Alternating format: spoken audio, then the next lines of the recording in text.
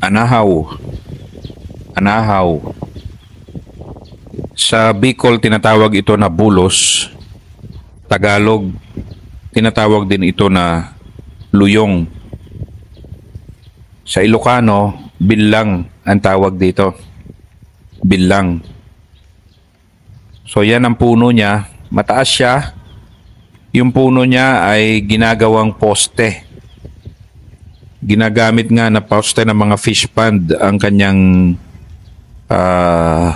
puno. Matibay ito sa tubig at ginagamit din ito para sa mga kasamkapan at mga upuan at bangko. Yung kanyang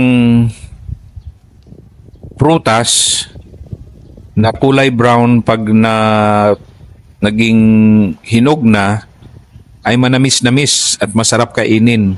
Maraming prutas siyang bilang.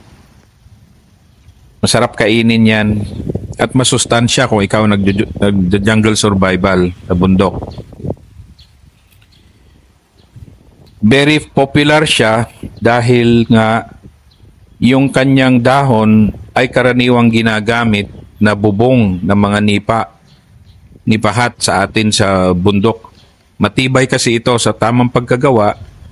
Matibay ito at malayo sa anay itong mga dahon. Kahit nga yung mga hindi lang mga bahay sa bundok, sa mga patag, gumagamit din sila ng mga dahon ng anahaw dahil presko ito at malamig.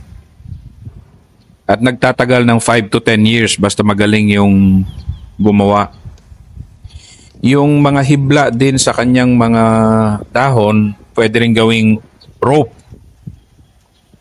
At ginagamit din sa paghabi ng mga lupit, basket, pamaypay, at iba pang gamit ng mga magsasaka. In fact, ginagamit din na jungle raincoat itong mga dahon ni anahaw dahil mainit ito sa katawan at yun nga hindi basta-basta tinatablan ng tubig.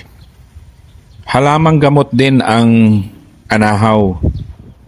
Ang mga batang usbong ay maaring pakuluan sa isang tsaa at nakakatulong ito sa pagpapagaan ng lagnat at ubo. Yan, yung mga batang usbong niya.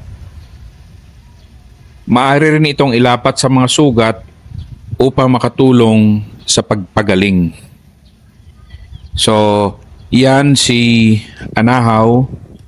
Mainly kung jungle survival, makakreate na kayo ng shelter sa isang anahaw lang na puno dahil sa kanyang mga dahon.